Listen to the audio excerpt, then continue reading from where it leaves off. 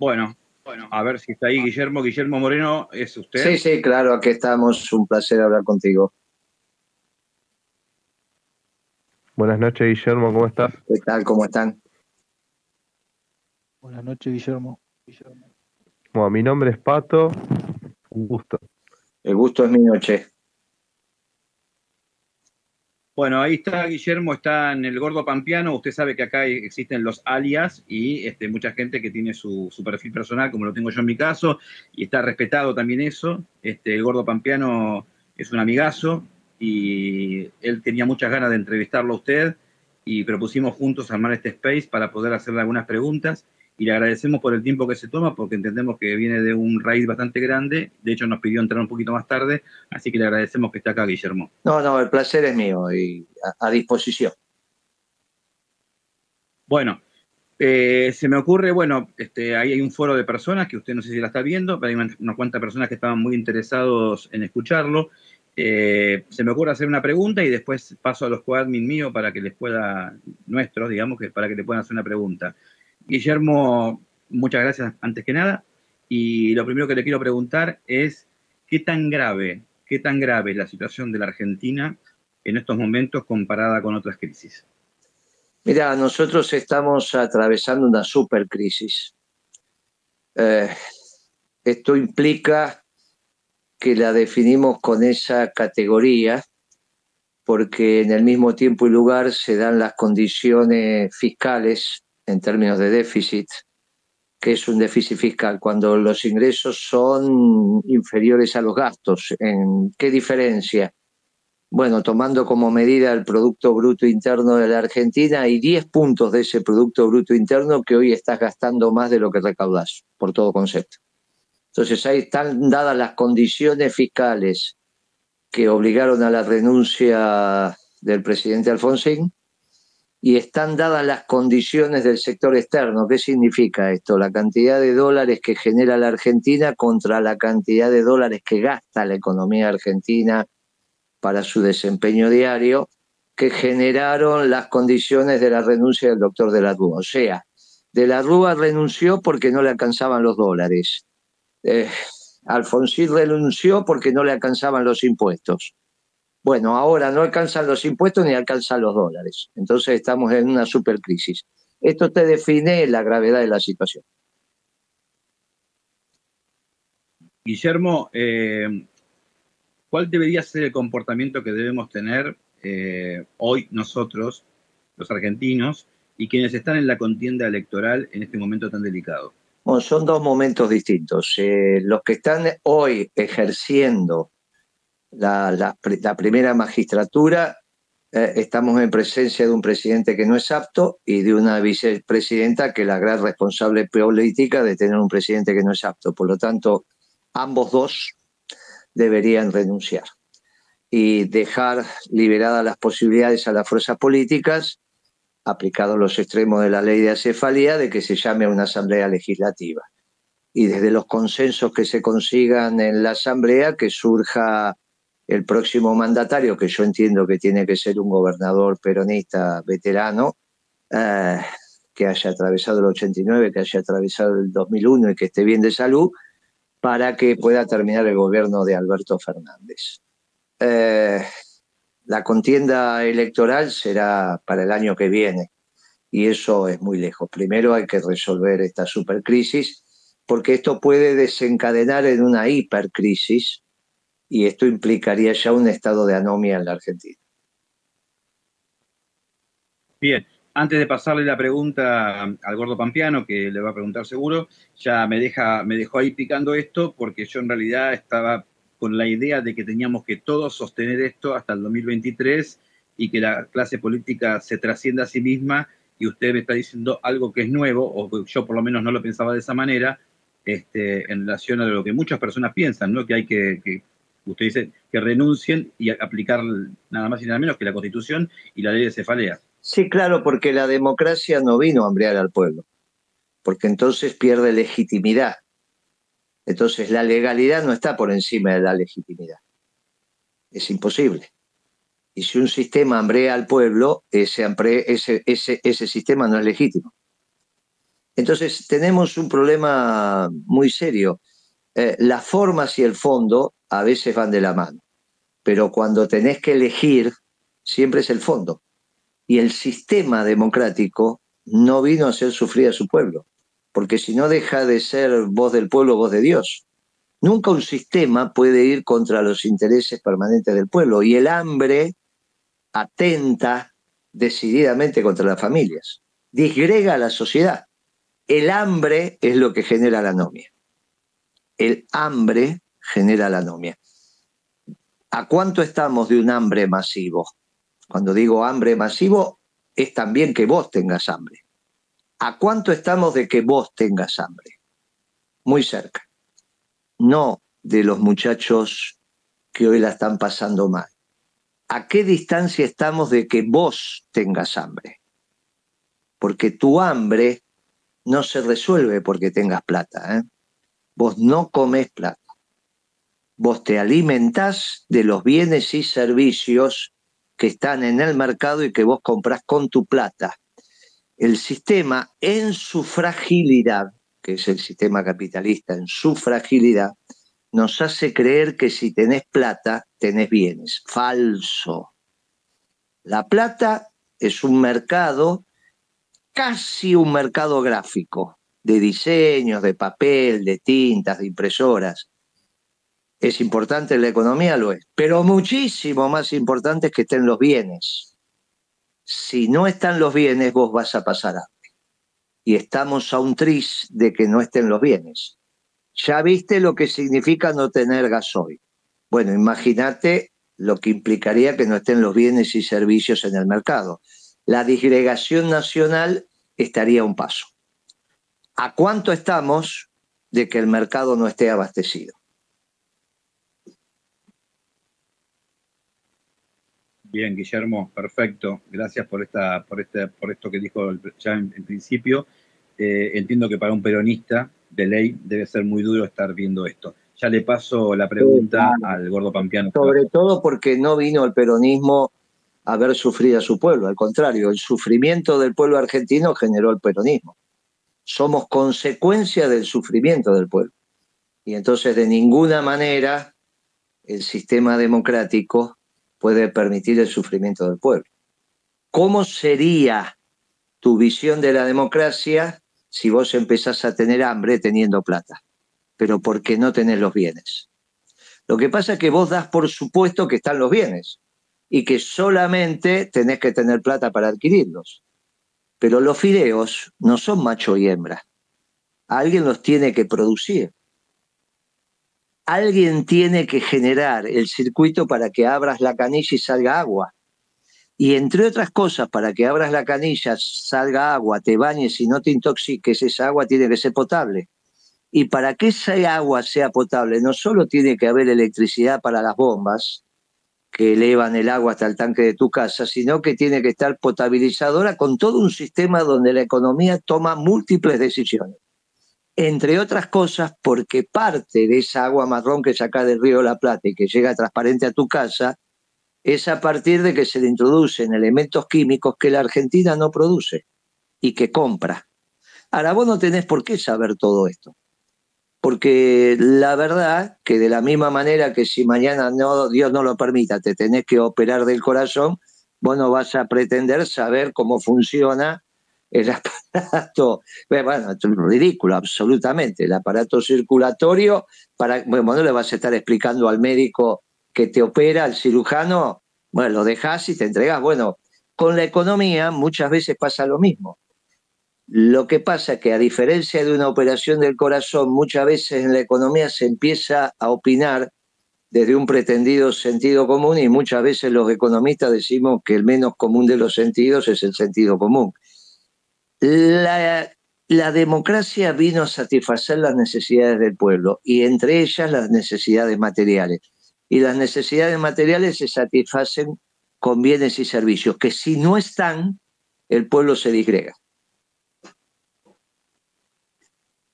Bueno, perfecto, Guillermo. Muchísimas gracias por todos estos conceptos. Pasa el gordo pampeano a hacerle una pregunta. Dale, gracias Luis. Buenas noches, compañero. Bueno. Mi pregunta tiene que ver más con el marco ideológico, ¿no? Yo recuerdo que el año pasado usted estuvo en un programa de crónica en el que coincidió con Daniel Scioli y usted le planteó algo que me llamó la atención porque para mí está muy acertado, y le dijo textualmente que los peronistas nos tenemos que sacar de encima esta lacra del progresismo. Entonces mi pregunta es, ¿quiénes son para usted los que representan este sector y qué puede hacer el peronismo para sacarse de encima esta lacra que tanto daño le hace al movimiento justicialista? Mira, los dos grandes exponentes son Alberto Fernández y Kicillof, pero obviamente está en discusión Cristina. Me da la sensación que desde el 2014 en adelante cayó en las garras del progresismo en términos conceptuales. Me da la sensación, eh, y por las decisiones que toma y las cosas que le escucho decir. Pero bueno, obviamente es la responsable de que hoy el progresismo esté conduciendo los destinos de la nación. Es la gran responsable. Ahora, si vos me pretendés que los objetive, está claro que Alberto Fernández y Kicillof son los dos grandes exponentes de las más puras tradiciones del progresismo en la Argentina. Gordo, ¿tenés una pregunta para él? No, dale vos, Pato. Bueno, Guille, yo te quería preguntar si en el próximo vencimiento del FMI se puede objetivar esto que venís diciendo de que si no cumplimos con el fondo, termina como Alfonsín, y si cumplimos con el fondo, terminamos como de la Rúa. Porque te pregunto, yo no sé si tenemos la capacidad externa como para cumplir el último vencimiento o el próximo vencimiento del FMI y poder sostener la producción, como vos decís, con los bienes y servicios, con las importaciones que se necesitan para el circuito económico. No, lo que pasa es que sea hiperrecesión o hiperinflación, es como si yo te pregunto a vos si te querés morir de estrés o te querés morir de inanición. Morirte de hiperinflación es morirte de estrés, y morirte de hiperrecesión es morirte de inanición. El acuerdo con el Fondo Monetario está mal formulado. Te lleva a la muerte, cumplas o no cumplas. Lo que hay que hacer es modificar totalmente este acuerdo. Iba a decir radicalmente y me contuve. Hay que modificar radicalmente el acuerdo con el Fondo Monetario. Este acuerdo estuvo mal formulado y ciertamente lo único que va a posibilitar es que el final esté cantado, de una manera o de otra. Ahora, para cambiar el acuerdo con el Fondo Monetario tenés que cambiar el gobierno. Y recién ahí se habilitarían las condiciones para que vos digas, bueno, vamos a firmar otro acuerdo marco, y este acuerdo marco tiene que quedar claramente explicitado quiénes son los que ponen el dinero para honrar los compromisos. Bueno, hay un solo sector en la Argentina que está en condiciones de honrar los compromisos con el Fondo Monetario y que no perjudica al aparato productivo, que son los rentistas de la zona núcleo de la Pampa Húmeda. Los rentistas, o sea, los dueños de la tierra que viven del arrendamiento de su tierra. Bueno, esto con una ley de arrendamiento, bajando el costo del alquiler de esas extensiones de tierra en la zona núcleo de la Pampa Húmeda, te permite aumentar las retenciones sin perjudicar la rentabilidad del productor. Y al poner las retenciones generás dos efectos. Por un lado recaudás para honrar los compromisos, y por el otro lado desalineás el precio de los alimentos domésticos del precio internacional, con lo cual, en términos proporcionales, aumentás el poder adquisitivo de las masas salariales, porque con el mismo ingreso pueden comprar más comida. Como no es necesario comprar más comida una vez que satisfaciste tus necesidades, destinás ese ingreso al resto de los consumos que tenés que hacer en el mercado. Bueno, y ahí empezás a dinamizar la demanda. ¿Cómo dinamizás la oferta? Con la otra renta extraordinaria, que es la energía fósil en la Argentina, pero esa tiene que utilizarse para bajar el costo de producción de los bienes y servicios en la Argentina. Bajando el costo de producción también haces la producción más competitiva. Por un lado tenés demanda, por el otro lado tenés oferta porque genera rentabilidad. Bueno, empezás a tener una economía peronista. Aumentás la producción, Obviamente, al aumentar la producción, aumentar la fuerza laboral. Al aumentar la fuerza laboral, empezás a disminuir los planes y se va retroalimentando el círculo virtuoso de la economía, que fue lo que hicimos al principio del siglo, de este siglo, ¿no? Muchachos, ¿alguna pregunta que quieran hacerle? Yo tengo una, pero... Sí, hacele vos, Luis, después sigue Gordo y después sigo yo, hacemos así, dale. No, pero ustedes son los que más conocen del campo, si quieren, porque está en la línea del campo. Me pareció interesante esto que yo ya venía escuchando, que estaba proponiendo el tema de bajar No, yo no soy del campo, yo soy de Rosario. El Gordo por ahí del campo, si querés seguir con la línea, si no yo tengo una pregunta. Yo soy trabajador Rosario. Dale vos, Luis. Guillermo, cuando a usted le tocó ser secretario, entiendo que conoció muchísimo el poder en líneas generales. Cuando uno va a la Copal o va a la UIA, te dicen que hay mucha importación en los productos que comemos nosotros. Por otro lado, la crítica de la CTA, por ejemplo, es que son oligopolios y que son ellos los que ponen el precio de los alimentos y que manejan el 84% de la canasta de alimentos. ¿Qué hay de cierto entre una postura y otra? Lo que pueda llegar a decir la CTA y lo que pueda llegar a decir Greenman de la Copal. No, mire, esto se resuelve haciendo costos. Por eso es tan importante hacer costos. Si vos tenés el costo de producción, más el costo logístico y de comercialización hasta que llegue al supermercado, y ves la lista de precios al cual compraron y el precio al que venden, la cosa queda resuelta. El tema es hacer costos. Por eso el gran hallazgo de nuestra secretaría cuando la recreé es que empezamos a hacer costos de vuelta. Si vos haces costos, sabés si las cosas están baratas, están caras, y esa discusión se torna ociosa, porque entre la lista de compra y la lista de venta sabes el margen. Entonces, esto es muy sencillo, es sentido común. Es simplemente hacer costos. Volver a la gimnasia de hacer costos, que fue lo que hicimos en nuestra gestión. Por eso fui el secretario de Comercio que más duró en la historia de la Argentina, ¿no? Una vez que vos ponés el cantaclaro arriba de la mesa, todas esas discusiones se terminan. Mirá, no, el responsable es Coto. A ver, ¿a cuánto compraste, Coto, la leche a esto? ¿A cuánto la vendiste a esto? Bueno, ¿cuánto es el margen? Es razonable, listo, seguí. No, no es razonable, che, le están metiendo los dedos en los ojos a la población. Listo, bajamos un poco. Mirá qué fácil. Ahora resulta muy, como por lo menos muy efímero, poco contundente, por lo menos lo que vi de los últimos secretarios de Comercio, que inclusive han desafiado a la propia autoridad presidencial respondiéndole por Twitter ante una orden presidencial, también debilitado también Alberto Fernández para tirar una orden que sea contradicha por Domínguez y por Twitter. O sea, hay también una crisis que lo que tiene que ver con la firmeza con la que se establecen las políticas en los funcionarios y en el presidente. Me parece que también eso influye mucho. ¿Hay crisis desde ese lado también, en lo que la gente ve y mira una debilidad en el poder muy grande? Sí, claro, por eso tenemos un presidente que no es apto. La ineptitud del presidente se expresa en el fondo de las políticas y en la forma también. Esto que te estás refiriendo vos, haber violentado el principio de autoridad. Es obvio que nosotros desde el peronismo adscribimos al principio de autoridad, ¿no?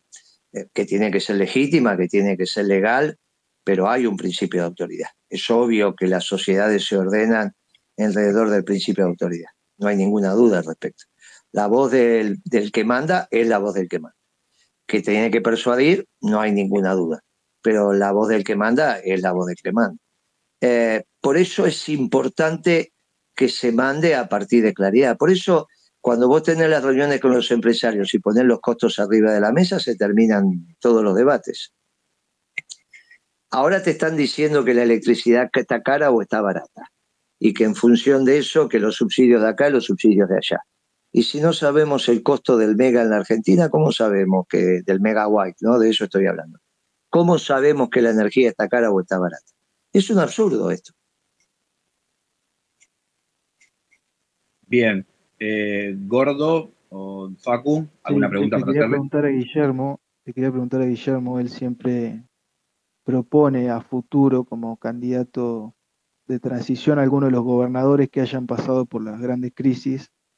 Y sin duda el nombre que más resalta siempre por la provincia que gobierna es el de Juan Schiaretti, hoy en día se habla de un acercamiento a Manes y a ciertos sectores del radicalismo. Entonces yo le quería preguntar si ve viable ese camino, eh, o si por default los radicales son inviables, si se puede hacer algo ahí. Mira, primero precisemos, no sería un gobierno de transición el surgido de la Asamblea Legislativa, sino un presidente definitivo que termina el mandato de Alberto Fernández. ¿Está bien? Y después sigue el ciclo electoral. Con respecto a quién puede ser el electo en la Asamblea Legislativa, yo doy las características. Un gobernador peronista, veterano, que haya atravesado el 89, el 2001, que su esposa y los médicos autoricen en términos de salud, porque, viste, a veces vos querés, pero la salud no te acompaña, y que después esté con todo el peronismo atrás, desde Pichetto hasta Moreno, sobre todo con una política económica peronista. Si esto pasa a fin de año, no tengas duda que vas a pasar unas fiestas en paz.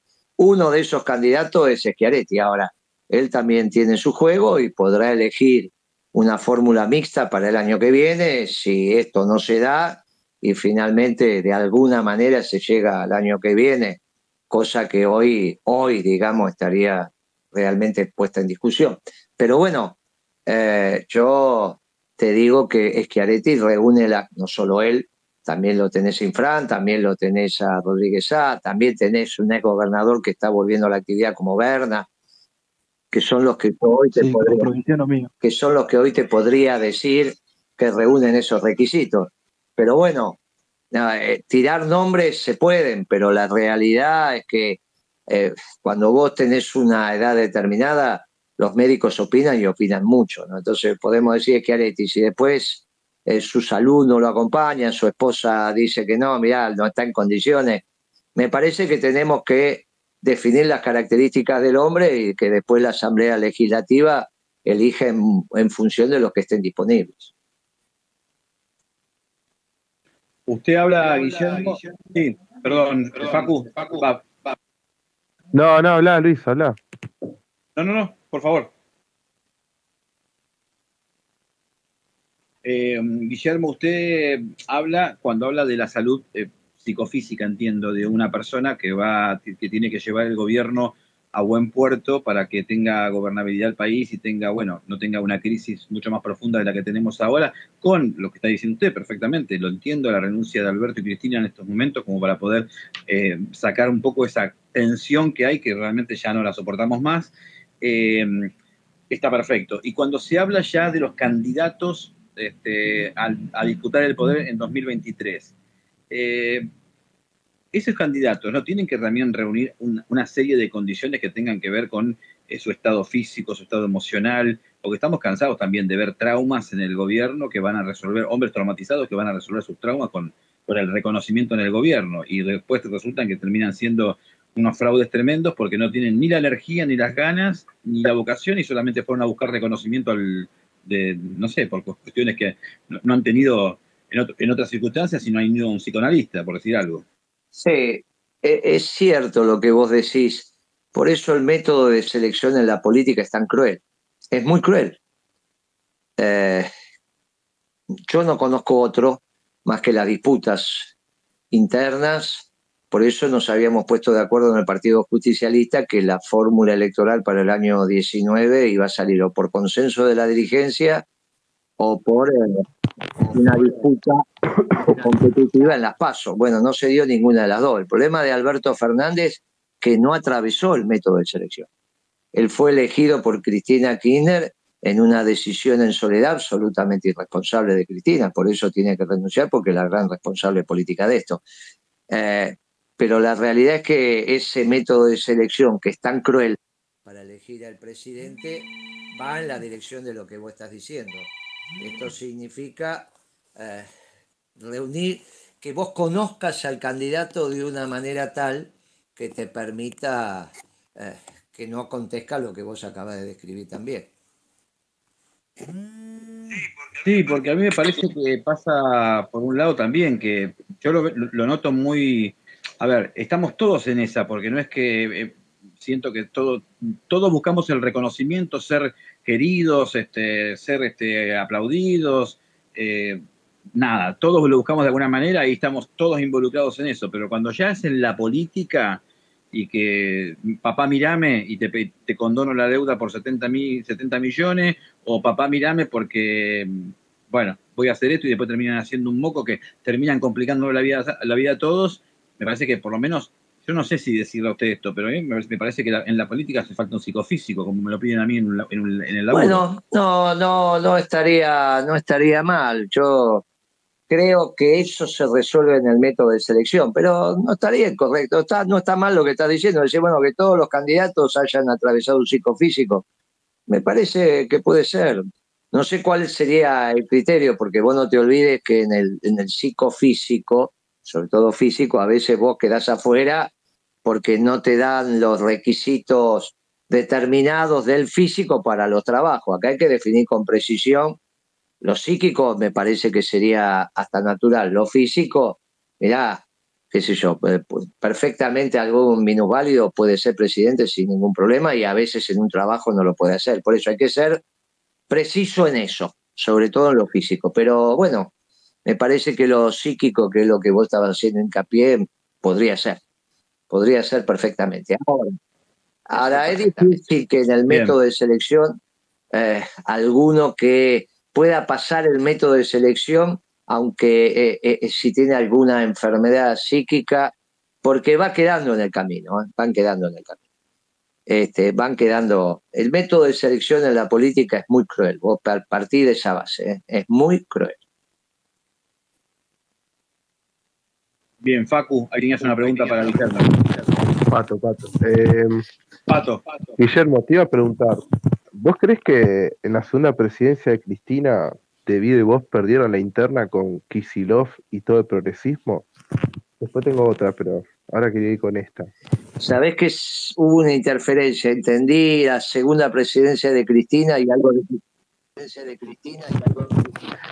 Si en la segunda presidencia de Cristina vos perdiste la interna, vos y Debido perdieron la interna con el progresismo. No, mira, yo ya me iba, yo me iba en el 11 y después arreglamos corrida cambiaria por medio que me quedaba 2 años más, o sea que yo me iba en el 13. Lo que sí es cierto que hubo una modificación profunda en las políticas, sobre todo en la económica y obviamente en el área de Debido, que solo se vieron con el tiempo. Uno pudo haber pensado en algún momento que la elección de Kicillof, en el cual en principio estábamos de acuerdo, era dada las circunstancias y era para terminar el gobierno. Después uno empieza a darse cuenta que es estructural, sobre todo después de la elección de Alberto Fernández. Que algunos muchachos hablaran del tercer movimiento histórico y vos lo mirara de reojo, total no tomaban decisiones, no tiene importancia. Cuando todos los muchachos que toman decisiones son los que te hablan del tercer movimiento histórico, vos decís, caramba, esto no es algo circunstancial, empieza a ser estructural. Cuando vos pusiste un marxista al frente de esta Secretaría del Pensamiento Estratégico, qué sé yo, contra tanto el licenciado Foster, dijiste, bueno, es simplemente para compensar algún sector que por ahí. Ahora, después te diste cuenta que era el que expresaba la profundidad de las políticas en los 2 últimos años de gobierno. Bueno, hay una serie de hechos que empezaron a darse donde lo que vos pensabas que era circunstancial a la luz del tiempo pasado empezaron a ser estructurales. No estuvo expresado en ese momento como una interna, ¿no?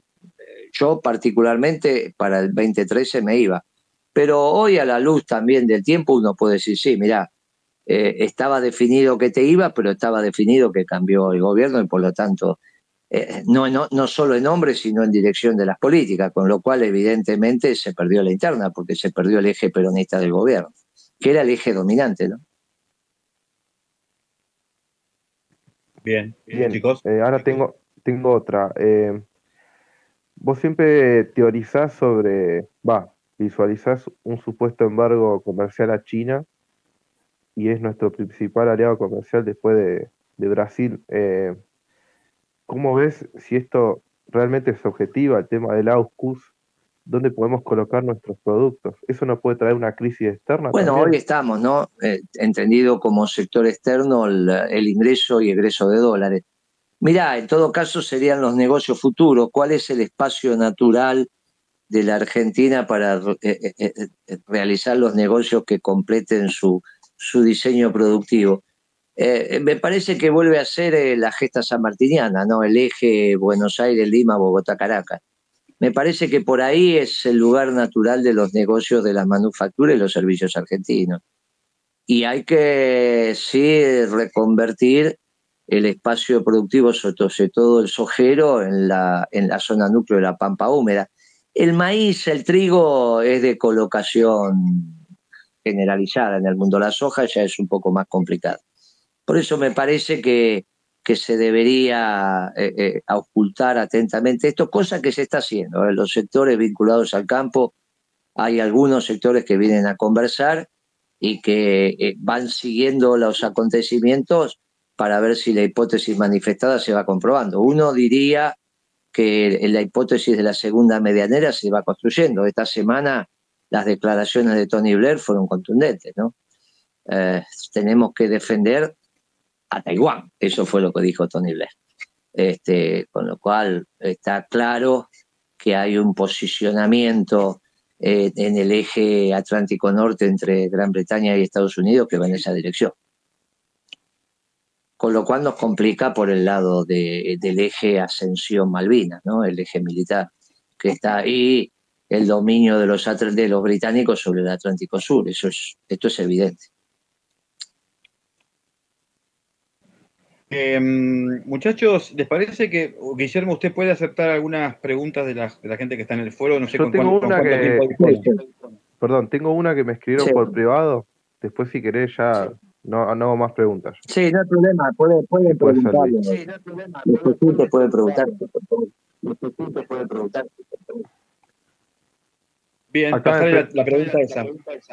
Sí, yo ya no pregunto más así despacio.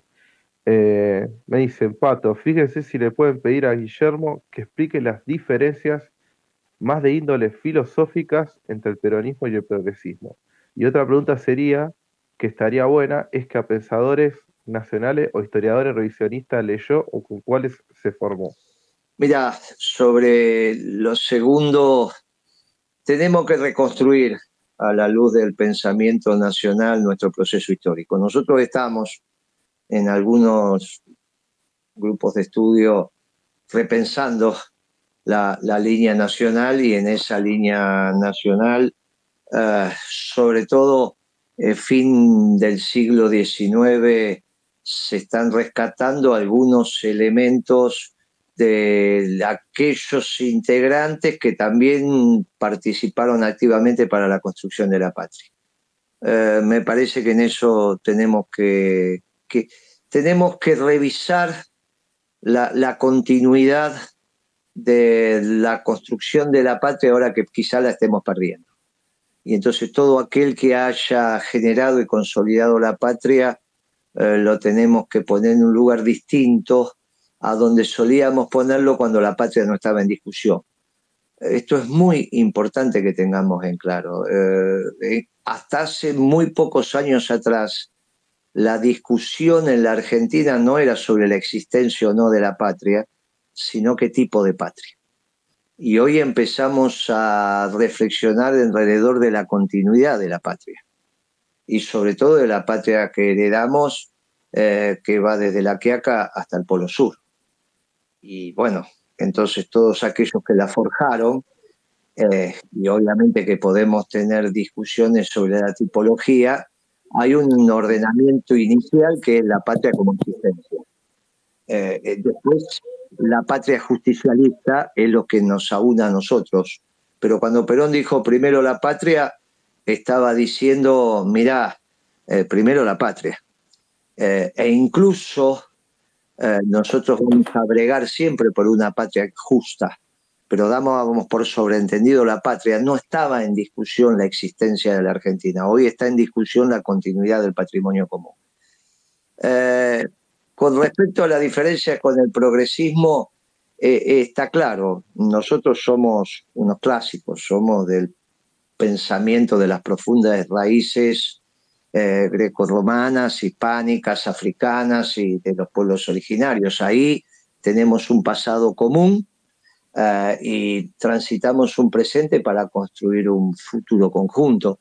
De ninguna manera somos unos posmodernos, somos hombres de principios y valores, no somos hombres de verdades relativas y de la autopercepción. Somos aquellos que decimos que la única verdad es la realidad y no como te autopercibís. Mirá, la realidad es la realidad, no es la construcción de la realidad, no es la subjetividad tipificando la realidad. La realidad es la del creador. Y por eso la importancia del trabajo como hacedor de los bienes a partir de la transformación de lo hecho por el creador. Bueno, está claro que las diferencias son centrales. En economía nosotros somos los que decimos que hay una sola clase de hombres los que trabajan y que el valor de los bienes y servicios está en función de las horas de trabajo socialmente necesarias para su realización. Mientras que los otros muchachos piensan que el valor de los bienes es de acuerdo a cómo lo autopercibís y lo que tenés vocación de pagar en el mercado como precio. Bueno, la verdad que estamos en mundos bastante irreconciliables con el progresismo y el neoliberalismo, y estamos en un mundo en el cual podemos debatir con los liberales y los marxistas. Los liberales y los marxistas también parten del trabajo como ordenador de la sociedad. Después, obviamente, con los marxistas discutimos sobre la propiedad privada y también discutimos sobre el creador. Y con los liberales discutimos sobre la construcción de una sociedad justa, donde no discutimos la propiedad privada, pero sí permitimos que se regulen cuando lo producido desde la propiedad privada, que son los bienes y servicios, entran en el espacio común, que es el espacio público. Entonces ahí se puede regular. Bueno, la regulación tanto del comercio interior como del comercio exterior tiende a una sociedad justa. Y obviamente con ambos, y yo te diría también con los neoliberales y con los socialdemócratas, discutimos desde dónde se organiza la sociedad, si desde la solidaridad o de la competencia. En general, ellos tienen a la competencia como un eje vertebrador. Nosotros tenemos a la solidaridad como el eje vertebrador, por eso creemos en el bien común. Bueno, son los elementos que nos distinguen. Por eso, cuando le decimos a los muchachos libertarios que los verdaderos defensores de la libertad somos nosotros, tenemos razón. No solo defendemos la libertad del zorro a cazar gallinas, sino de las gallinas a dormir en paz. Y para eso entran solitas al gallinero porque quieren dormir en paz. Entonces nosotros construimos el gallinero. Bueno, muy bien. Esa es la verdadera defensa de la libertad, cuando vos tomás decisiones porque tenés tu base material resuelta y no que tus decisiones van en dirección de resolver tu base material, que es lo que hacen los neoliberales. El hombre que decide una acción porque si no va a pasar hambre él y su familia no es libre. Él tiene que tener resuelto con su trabajo la satisfacción material de su familia para dedicarse a lo que efectivamente le gusta. Bueno, este es un debate profundo con los liberales, que cuando los tenemos aparece en su esplendor la importancia y la luz de la doctrina peronista. Bien, Gordo, ahí tenías vos, vamos a hacer, las manos están levantadas, yo sé el orden en el que van, está el Gordo que tenía algo que decir, y después estaba Lucas, que se desconectó. Quería preguntarle a Guillermo, volviendo al mundo, a mí siempre me interesó muchísimo el análisis que él hace sobre la irrupción de Donald Trump en la política estadounidense, porque creo que la mayoría de la dirigencia política argentina, salvo el compañero Pichetto, no la ve. ¿Qué significa la llegada de Trump a la Casa Blanca? Finalmente ese 17 de enero del 17, lo que termina aconteciendo como fecha es la finalización del modelo globalizador iniciado con la caída del muro de Berlín. Obviamente que los procesos históricos no se analizan con fechas, pues precisamente son procesos, pero bueno, te permite esquematizar. El orden global se inició con la caída del muro de Berlín allá en octubre del 89 y terminó con la asunción de Donald Trump. Era el pueblo norteamericano era el único que podía terminar con la globalización. Bueno, la terminó cuando llegó Trump. Lo primero que hizo fue sacar a Estados Unidos del Acuerdo Transpacífico, y lo segundo que hizo, bajo la consigna primero Estados Unidos, fue empezar a perturbar el libre flujo internacional de bienes y servicios. Bueno, está clarísimo que hizo lo mismo que estábamos haciendo nosotros. La diferencia es que ellos son Estados Unidos y tienen 12 portaaviones, ¿viste? Y nosotros somos lo que somos. Pero bueno, hay una continuidad entre el ALCA en Mar del Plata, que no se realizó, y las políticas de Donald Trump, no hay ninguna duda. Y eso tiene que ver con lo que cómo el peronismo piensa la economía. Nos diferenciamos de Donald Trump en la tipificación del nacionalismo. Él es un hombre que levanta muros, nosotros somos hombres que construimos puentes. Bueno, esa es una discusión que tenemos que dar al interior del nacionalismo, si lo que privan son los vectores de inclusión o los vectores xenófobos. Bueno, nosotros no somos del nacionalismo de las categorías europeas, somos del nacionalismo de las categorías hispanoamericanas, ese nacionalismo de brazos abiertos, que solo podía construirlo pueblos nuevos, aquellos pueblos que no forjan su identidad excluyendo al otro, sino integrándose. Y para eso tiene que ser pueblo nuevo. Por eso los pueblos americanos tienen tanto para darle al mundo. Y especialmente dentro de los pueblos americanos, un pueblo extraordinario como el argentino, que es donde emergió esa doctrina. Finalmente Perón lo que hizo fue tallarla, como Miguel Ángel tallaba la roca para sacar esas esculturas maravillosas. Él siempre decía, no, la obra ya está dentro de la piedra, yo lo que hice fue descubrirla. Bueno, Perón dijo lo mismo. Esa doctrina está en el seno de este pueblo maravilloso hispanoamericano mestizo, que es el pueblo argentino. Bueno, en ese aspecto es el aporte que tiene el peronismo para darle a los pueblos del mundo, una revolución de amor y paz de pueblos iguales. Bien, Guillermo, ahí le iba a preguntar Lucas Castro, que fue el primero que solicitó preguntar. ¿Qué tal? Buenas noches, compañero Guillermo. Muchas gracias primero por la oportunidad, por tenerte acá. Bueno, se me ocurren un montón de preguntas, pero para no ocupar demasiado tiempo, sé que hay mucha gente que quiere preguntarte, muy interesada. Ya saliendo del tema principal, el más importante, que es el de la recomposición de ingresos, que ya estuviste hablando y que me parece que es lo fundamental en esta situación, yo te quiero llevar para conocer tu parecer respecto a dos cuestiones que creo que son importantes en este momento en la economía en general. Uno es todo este tema del manejo que está haciendo el Banco Central respecto al tipo de cambio, al dólar, etcétera. Quería saber cuál era tu parecer respecto a eso y respecto al tema de ese stock del LELIQ que viene dando vuelta desde hace años y que se sigue acrecentando.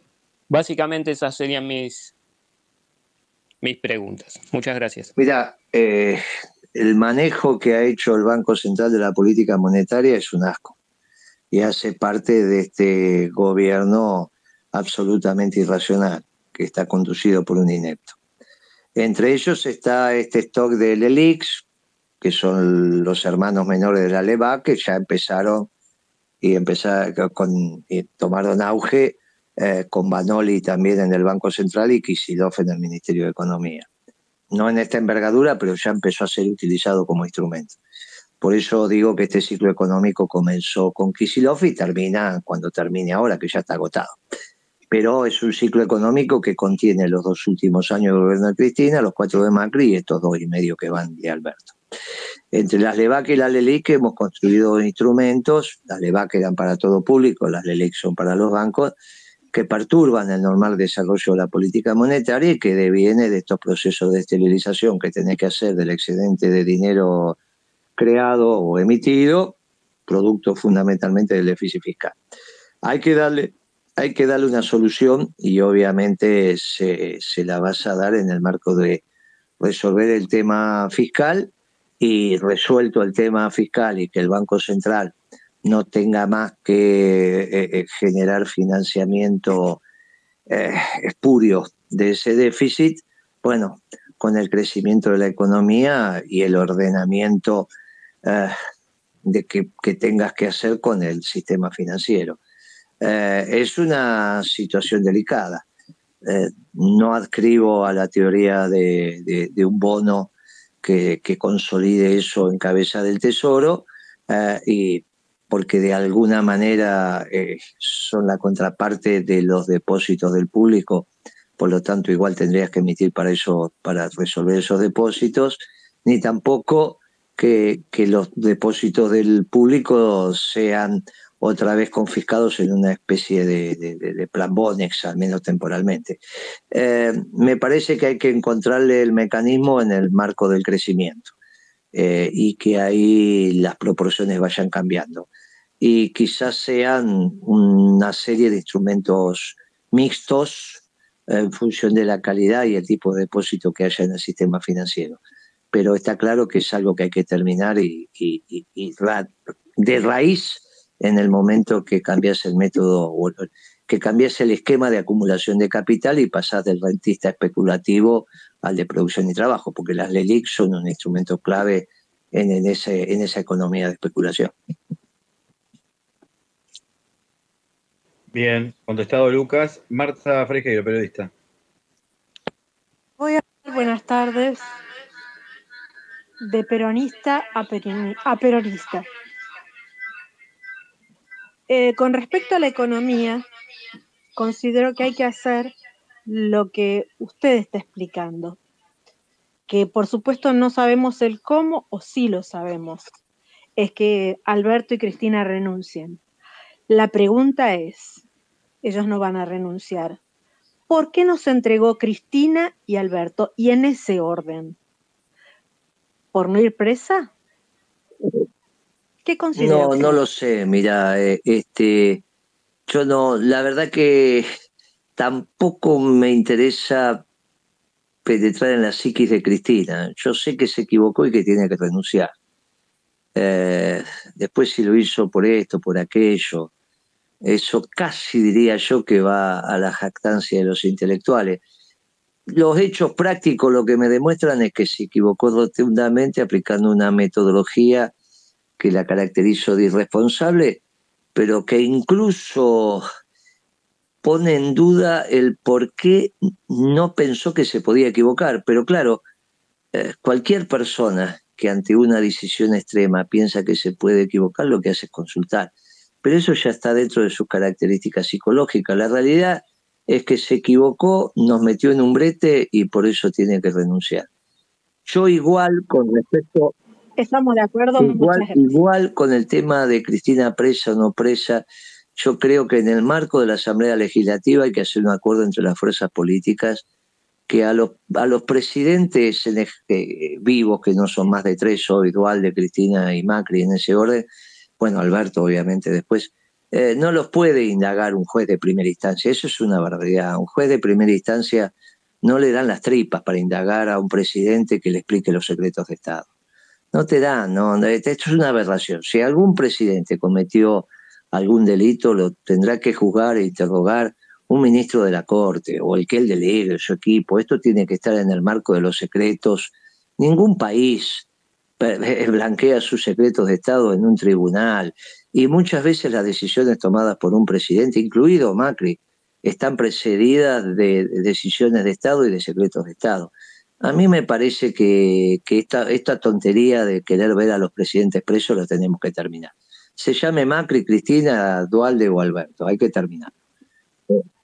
No presos, pero sí que se vayan, que renuncien para que la economía pueda salir adelante. Porque si quedan ellos, morimos eso nosotros. Sí, porque la renuncia de ambos facilita en la Asamblea Legislativa la emergencia de un nuevo Poder Ejecutivo, y eso permite una renegociación desde la raíz del acuerdo con el Fondo Monetario. Porque este fondo... Perdón. La renuncia de ambos y que Mauricio también se vaya. Bueno, oye, Macri no es un ciudadano común, qué sé yo, ese es un problema del PRO.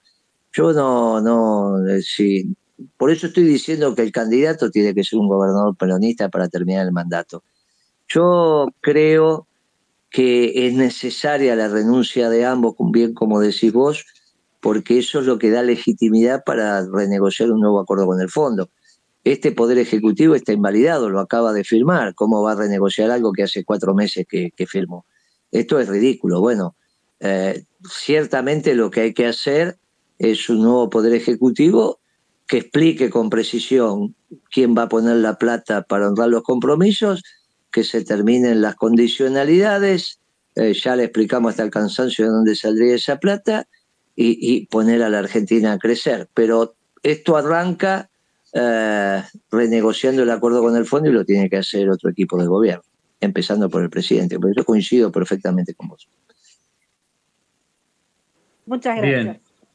Bien, ahora le toca a Hugo. Buenas noches, señor Moreno. Gracias por aceptar la pregunta. Mi nombre es Hugo Britos. No sé si se escucha. Perfectamente. ¿Se escucha? Sí.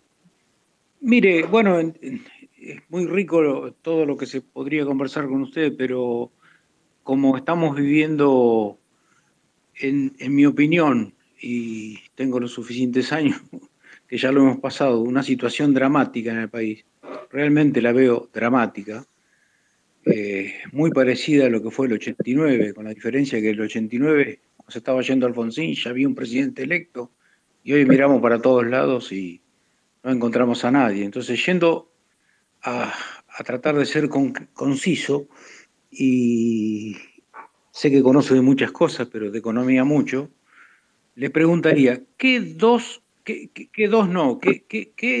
medidas se tomaría? Digamos, sé que por supuesto que no puede ser electo, si supongamos que ya se dio todo, la asamblea, todo como corresponde por ley, nadie está hablando de cosas raras. La ley de acefalía, la asamblea, y ¿quién lo tome? ¿El gobernador o el legislador? Si fuese usted, o si no lo saca usted, pero ¿qué medidas se podría tomar para cortar esto, que yo lo veo en una escalada muy peligrosa? Tal vez, yo no sé si peor que las que vivimos. ¿Qué medidas podrían ser, pero de urgencia? Ya sabemos que lo importante es, tal cual usted lo dice, la producción, todo ese tipo de cosas. Y como sé que, si me disculpa, como sé que usted siempre hace referencia a lo que es la pampa húmeda y a esos recursos, yo vivo en zona de pampa húmeda de la provincia de Buenos Aires, y bueno, pero me encuentro con muchos propietarios, pequeños propietarios, que son, vio, la reforma rural natural que yo digo que se ha dado por las sucesiones, y son muchachos que han heredado 80, 90 hectáreas, 100, y cuando le pregunto, ¿qué hiciste con el campo? Y mira, yo no sé nada, se lo tuve que dar al que tiene las herramientas, el contratista, porque yo no entiendo de campo. Entonces, esos tipos de productores también entrarían, son rentistas si vamos al caso, pero realmente rentistas que apenas salvan, porque usted sabe cómo es el campo bueno, campo malo, y apenas salvan dos. Así que esas dos cosas serían la pregunta. Sí. Gracias. La respuesta sobre la zona núcleo de la pampa húmeda allana también una de las primeras decisiones, porque es una ley de arrendamientos rurales. La Argentina siempre tuvo ley de arrendamiento, desde el grito de Alcorta, que eso se dio al principio del siglo XX. En realidad lo que pasó con la ley de arrendamiento es que entró en desuetudo, pero la Argentina siempre tuvo ley de arrendamiento, o sea que no estamos planteando algo que en la Argentina no hubo. Siempre la hubo, es al revés. A lo largo de su historia, siglo XX en adelante, principio siempre hubo ley de arrendamiento.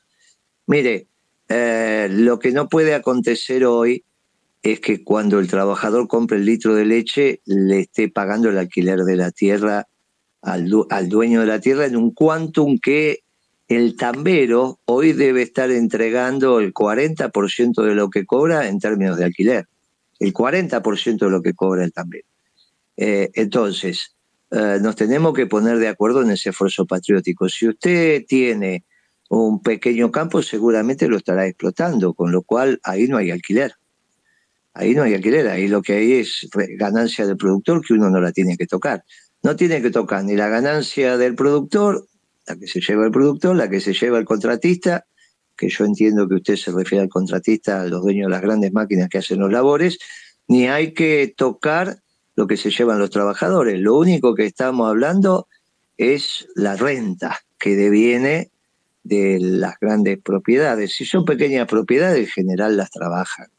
Y si no, es obvio que si está en la zona núclea tiene renta extraordinaria, pero si es una pequeña explotación, el hombre no va a vivir de eso, no hay ninguna duda que no lo hace. Ahora, lo que no tiene lógica económica es que se lleven Miren, en la zona de Pergamino hay contratos que se están firmando por la mitad de la recaudación. La mitad de la recaudación, porque cuando sube, como subió hace un mes el precio de la soja a casi niveles récords, el costo de producción de la soja se sabe. Y también se sabe el precio de venta. Por lo tanto, lo que hace el dueño de la tierra es aumentar el alquiler para apropiarse del incremento del precio. Porque si yo sé el costo de producción de la soja y sé el precio internacional, yo aumento mi renta a partir del alquiler ofreciéndotela a un precio mayor y si no viene otro. Entonces, por algo Goropo Patel está diciendo Moreno tiene razón en términos de la ley de alquileres. Lo que no dice es la otra parte, que esto está hecho para poder aumentar los derechos de exportación, porque en la medida en que le bajo los costos al productor, también le puedo bajar el ingreso, que es objetivamente lo que acontece cuando pones derecho de exportación y queda inalterable la rentabilidad.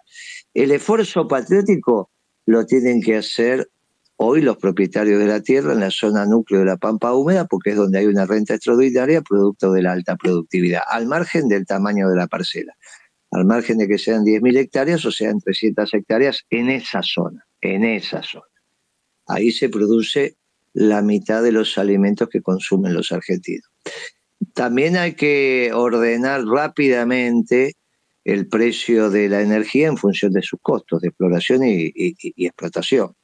Y esto es obvio que hay que hacer rápidamente los estudios de costos. Yo los hice en su momento, la metodología es compleja, mira, es muy simple. Obviamente que para el cálculo del mega promedio de la Argentina, megawatts promedio de la Argentina, es una cantidad muy grande de datos, pero se hace, esto se hace.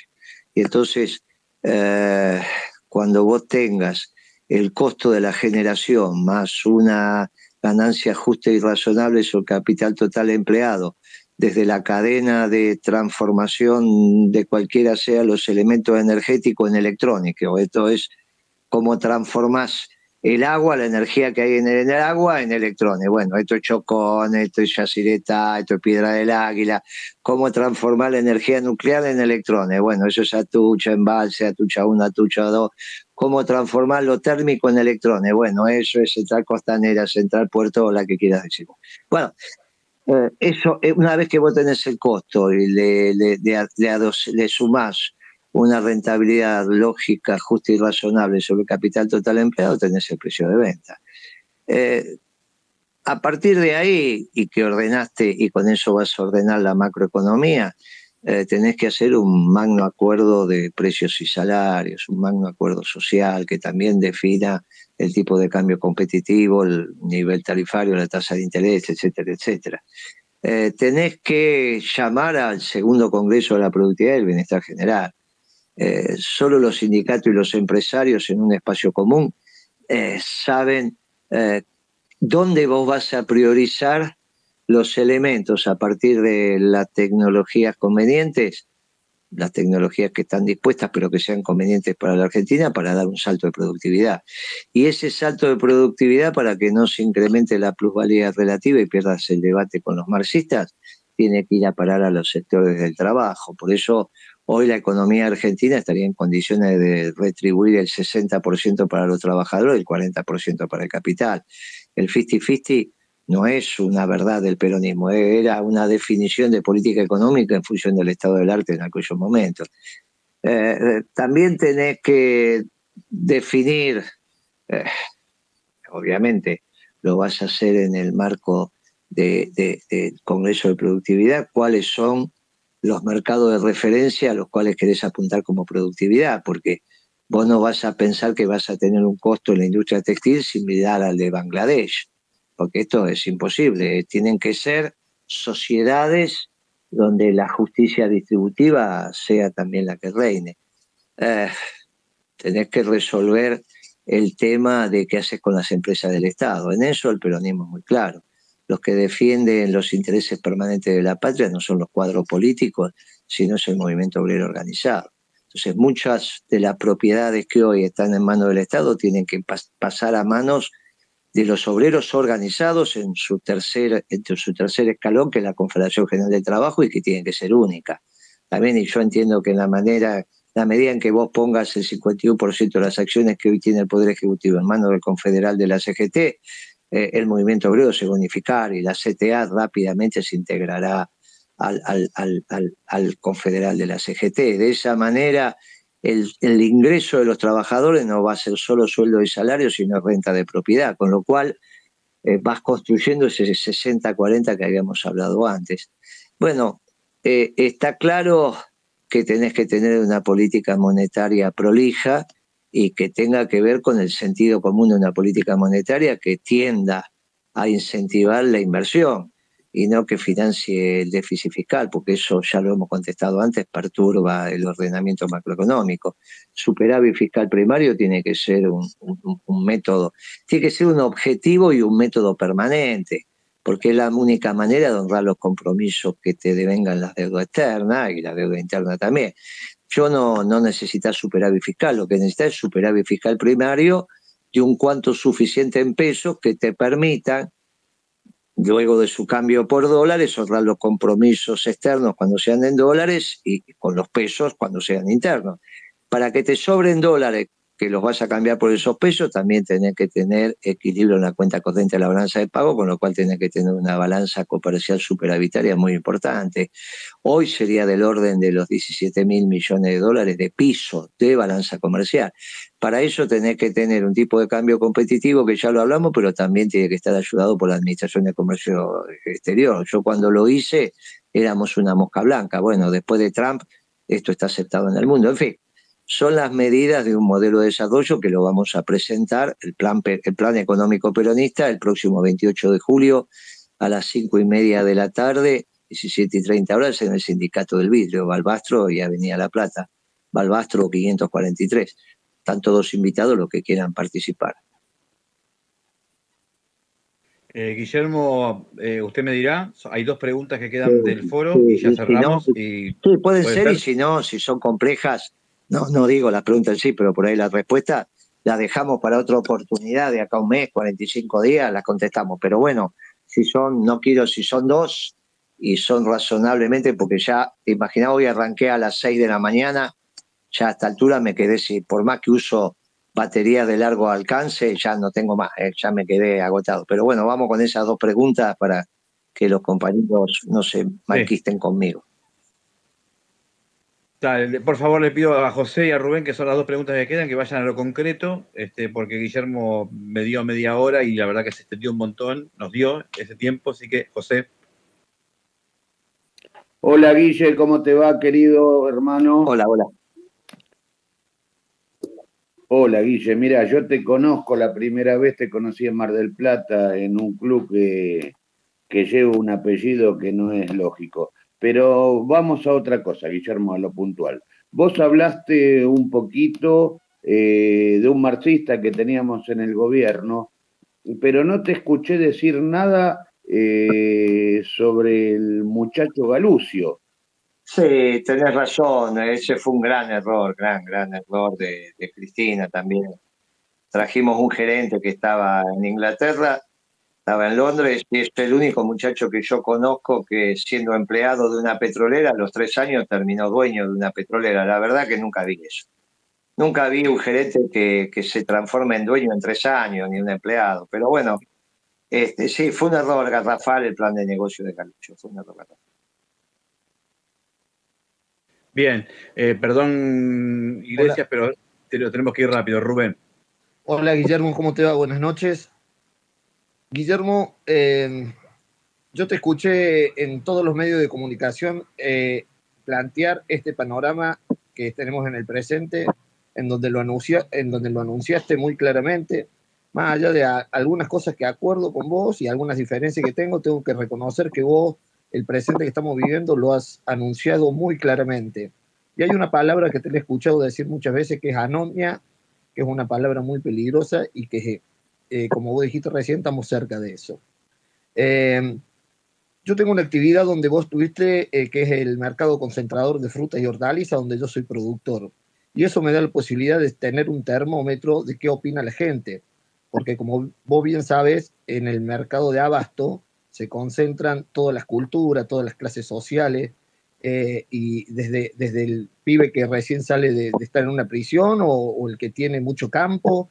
Entonces, haciendo más o menos un termómetro y preguntando a la gente, el concepto del presidente era que estaba enojada la gente al principio, después bronca, y ahora me dicen que hay un rechazo, que no lo pueden ni ver, que en su gran mayoría, no todos, por supuesto, ¿no? Ese rechazo y esa, digamos, de un presidente de la nación que cause eso a una sociedad tan grave, ¿eso la puede arrastrar a la figura de Cristina estando al lado de ella para su debilidad política? Si no se despega Cristina de Alberto con esa debilidad que tiene o con esa figura, digamos, esa imagen que está teniendo. Mira, yo creo que es irreversible el ocaso de Cristina. Creo que el proyecto político que ella pergenió fracasó. Y se terminó ese ciclo. De la misma manera que se terminó el menemismo, el alfonsinismo y hasta el macrismo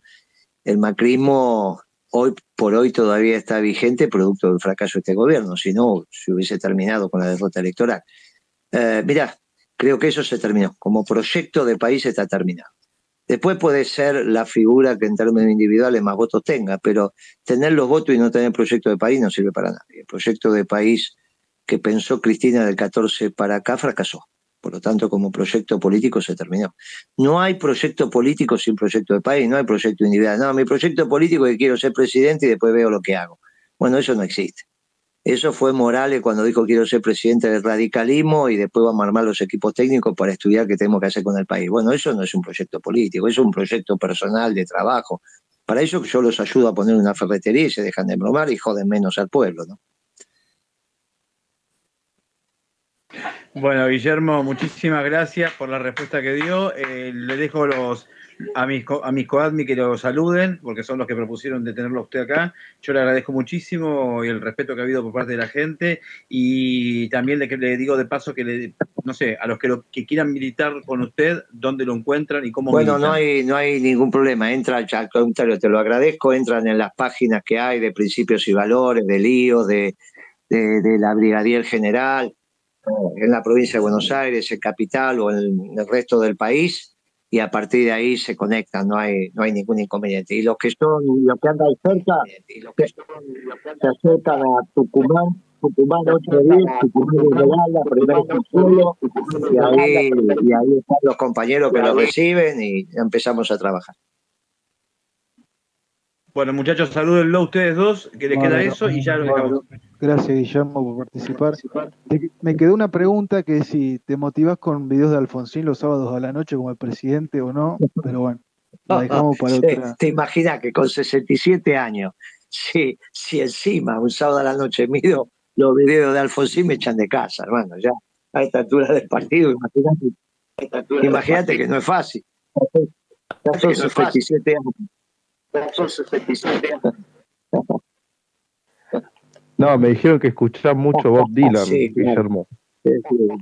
No, la verdad que les agradezco mucho la atención y dentro de 60, 90 días, que sé, cuando les parezca, nos sometemos otra vez a las preguntas de nuestros compañeros del pueblo, no hay ningún problema. La pasé muy bien, pero les pido disculpas, pero el día se me hizo largo y ya estoy un poco desordenado. Tengo que descansar, tengo que tomarme un plato de sopa e irme a dormir. Les mando un fuerte abrazo peronista a todos y siempre que llovió paró.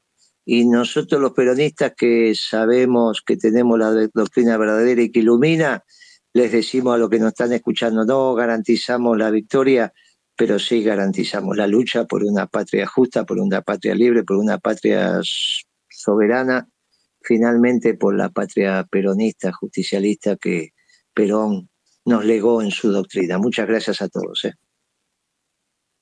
Gracias, Guillermo. Un abrazo. Gracias, compañero. Abrazo. Muy amable, gracias.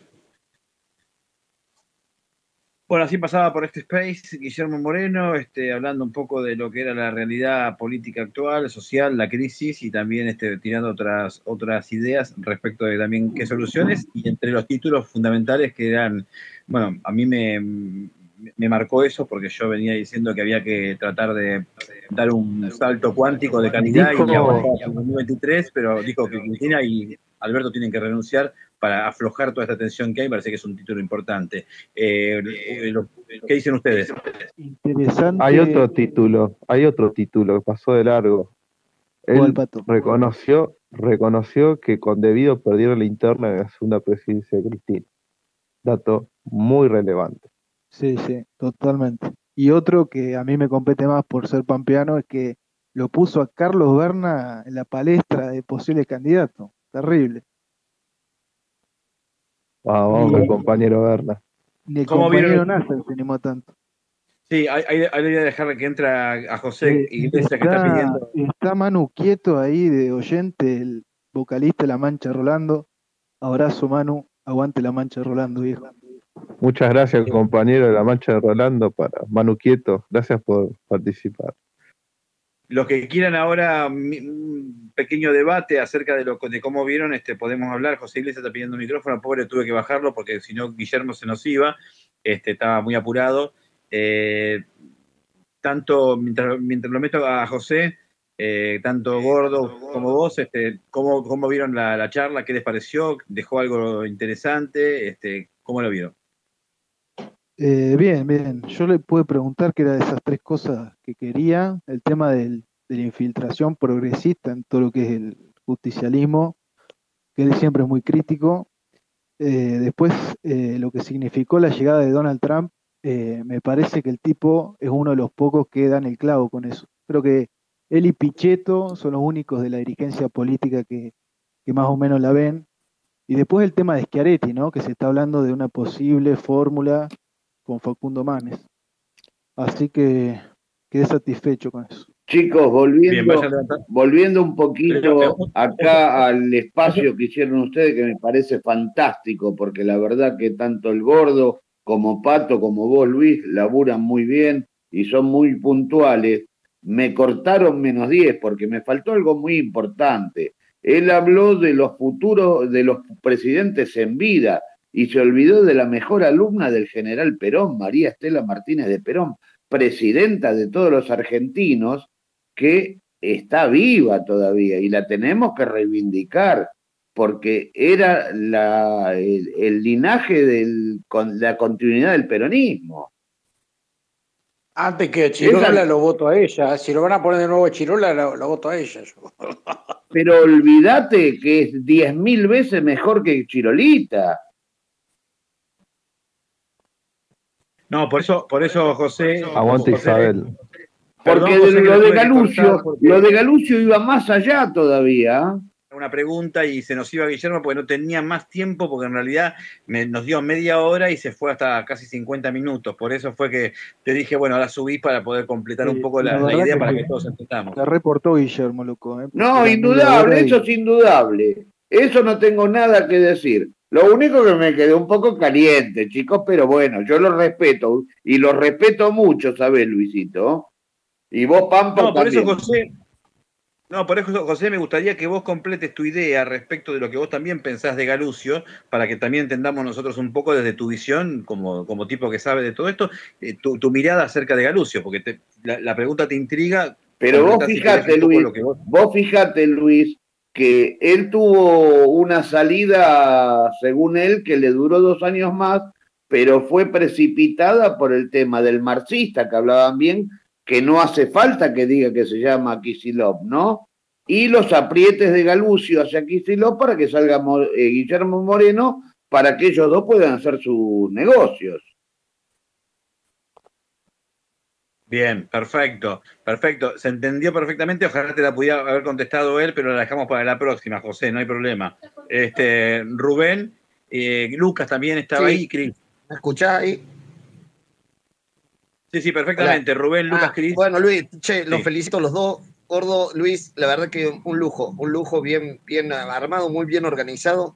Pero mira que yo tengo diferencia con la ideología de él, ¿no? Pero no puedo estar más de acuerdo de lo que dijo de la renuncia. Yo creo que la debilidad del presidente y que la arrastra Cristina y que me parece que ella no tiene escapatoria porque si le suelta la mano también se perjudica. Creo que le doy todo a la derecha de que antes de que este pueblo sufra una violencia extrema, tienen que hacer un paso al costado. Me parece a mí que no tienen posibilidad, no le veo una luz de posibilidad a la sociedad gobernante en cambiar la confianza o dar una luz de esperanza. No le veo el lugar para eso y como yo le decía a él, veo un presidente que no, si me lo hubieran contado no lo hubiera creído de la debilidad que tiene la gente, como les dije a mí en esa actividad que yo hago, que me junto con mucha gente, hay muchos ya que le causa hasta rechazo y eso es muy grave. Creo que ese escenario político y lo que tenemos al frente de una escalada en la inflación, en la economía, y vos los relacionás los dos con un poder ejecutivo debilitado y con una economía que avanza la inflación y todo eso, yo creo que lo que mejor que hay que hacer es dar un paso al costado antes de que sea más crítico. Bien, antes de dar la palabra a Cris, yo creo que interpretando un poco lo que dice Moreno, me parece que lo peor que puede haber para un peronista es la traición. Y creo que lo que nos está diciendo de alguna forma es que se siente absolutamente traicionado como peronista en un gobierno que, bueno, conspiró en contra del laburante y de la gente en general, ¿no? De toda la cadena productiva, que contrasta totalmente con las consignas que manejó siempre el peronismo. Creo que nos está diciendo los traidores afuera. Cris. Ahí Chris Davis, que tenés la mano levantada. No, me quedé, perdón, se me manchó el dedo. No, era felicitarlo nomás, no pude estar, hice otras cuestiones, pero felicitarlo porque Luis, yo sé que a vos te encanta esta dinámica de traer a la gente común y corriente a poder interactuar personajes importantes que de otra manera no podrían hablar, no podrían tener contacto en los espacios. Y al Gordo, que es un tremendo peronista de convicción, compañero, así que lo quería felicitar a los dos, boludo, tremendo espacio y contento por los dos, era eso nomás. Gracias, Cris. Bueno, gracias por estar el tiempo que pudiste ahora, gracias porque la idea es poder traerlos a todos y que todos puedan tener el contacto directo con la gente. Así que te agradezco mucho, Cris, por tus palabras. Ahí te dejo el micrófono. Sí, yo bien. No sé si, Luisito, antes, porque no quise insistirle luego, le había hecho dos preguntas, viste, además lo del campo que sé qué opina, y ese tema de los pequeños productores, arrendatarios, la entendió perfecto el tipo, sí, contratistas son los que, por supuesto, son los que tienen las maquinarias.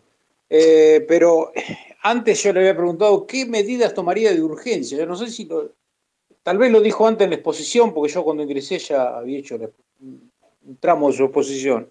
Entonces no le quise hinchar las pelotas y además no correspondía más de una pregunta. Te digo yo, el viejo Guillermo quiere que la deuda la paguen el núcleo duro de la Pampa Húmeda, los 1000 terratenientes de ese pero núcleo sí, duro. Eso lo entiendo. Y renegociar el acuerdo con el fondo y ahí empezar a bajar el precio de la comida, que con eso bajás el poder, o sea, subís el poder adquisitivo del salario, darle consumo interno al país y empezar a trabajar sobre otras relaciones internacionales. Lo que él dijo de la gesta sanmartiniana, es toda esa línea, es todo productivo. Si queremos algo cercano a lo de David Ricardo. Obviamente que Expert queda involucrado ahí, ¿no? Expert tiene que pagar la deuda como todo. Expert es le dice a los empresarios cómo ganar plata y él vive de renta. Encima los psiquiatras de la cárcel, imagínate. Bien, ahí, perdón, sí, Gordo, si ibas a agregar algo. No, que me da risa Pato, que Pato está recongestionado, no sé, está medio enfermo, la verdad que la remó muy bien. Sí, estoy con antibiótico, y en pedo me iba a perder a Guillermo, fíjate. Bien. Lucas, ¿tenés alguna opinión respecto, acepto una crítica positiva y una crítica constructiva de lo que fue el Space? Sí, algunas observaciones muy brevemente. Primero, quería agradecerles el espacio y también por permitirnos hacerle preguntas a Guillermo.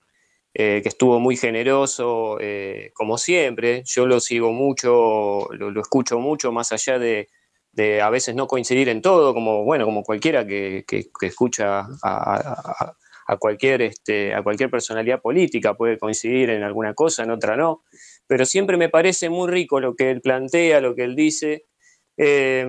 Aparte una característica que tiene Moreno es que, guste o no guste, él tiene un proyecto, él tiene algo para mostrar y decir yo haría esto. Y a mí eso me parece importante hoy, donde pareciera que muchos dirigentes no saben bien qué quieren hacer.